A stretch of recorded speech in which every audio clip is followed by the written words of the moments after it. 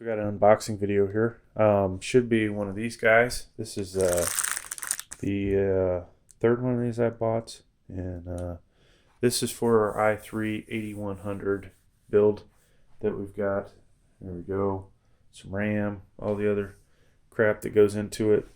So let me get my handy dandy knife out and get this thing open. And voila.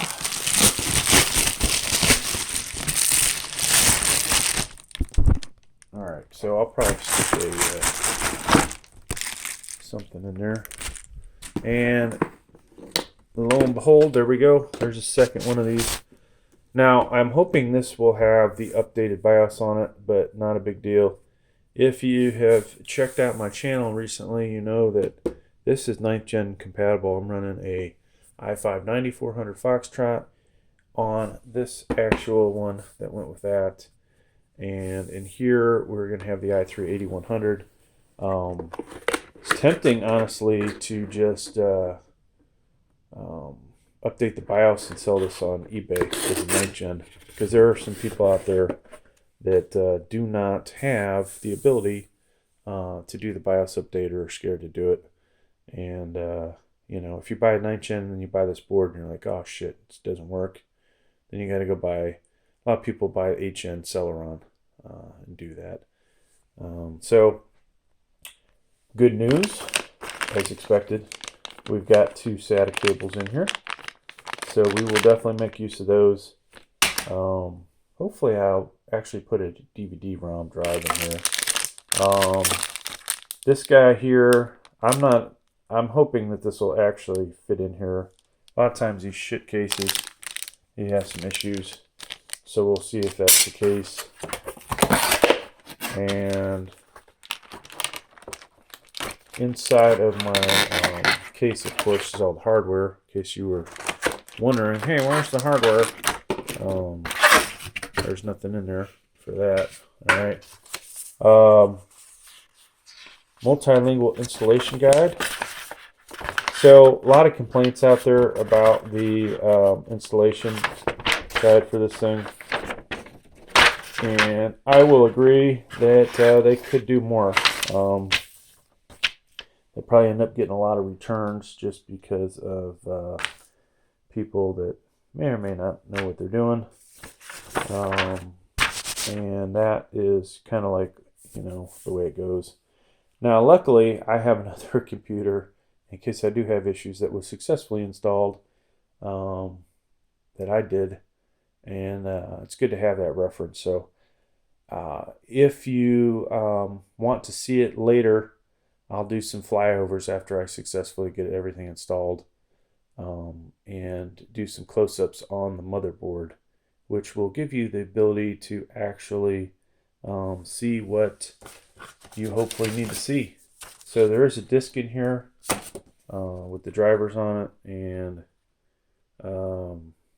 this is kind of really so hard to see. I'll blow this up on the computer, hopefully, so you can read it more. But there's only one PCI Express 16 slot, which not surprising. It's a micro ATX. Even though my case could obviously hold a much bigger an ATX card. This will have a spot for the M2, which I believe is right there. And so let's go ahead and get it open.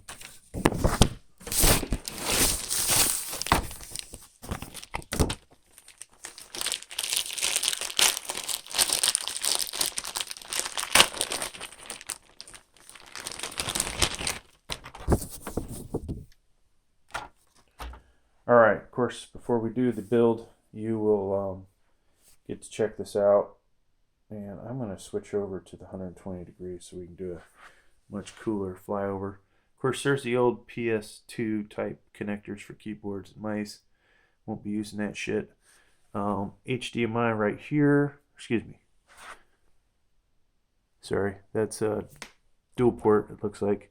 HDMI, 2 shitty USB 2.0s, 2 USB 3.1s, your Ethernet, 2 more USB 2.0s, and then of course your headphone, microphone jacks there. Headphone, microphone, speakers, whatever. Over the board, there is your PCI Express.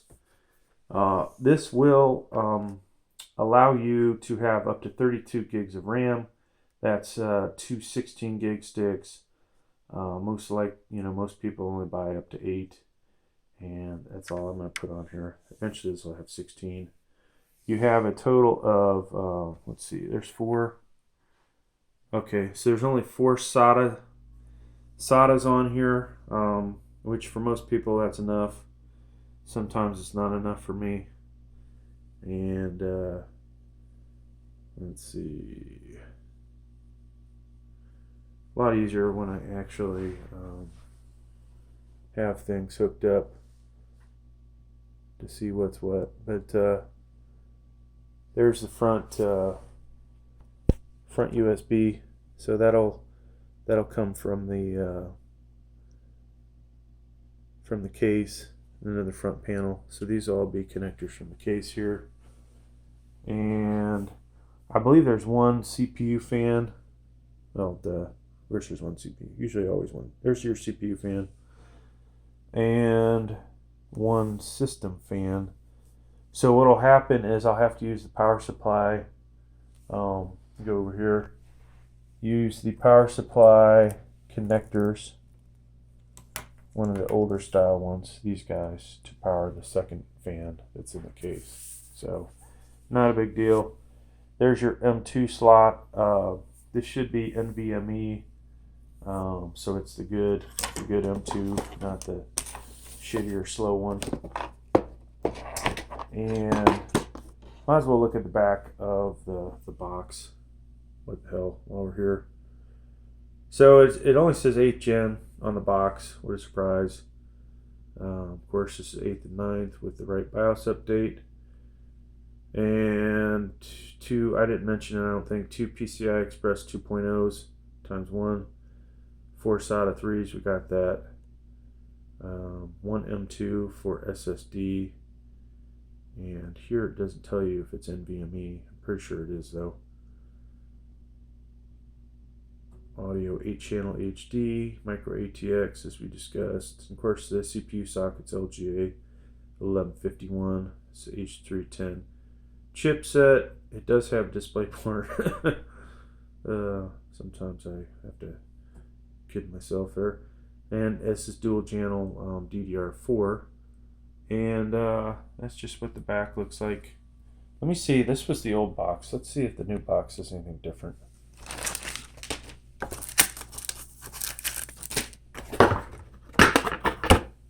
And it's the same stuff, so no update on there for 9th gen.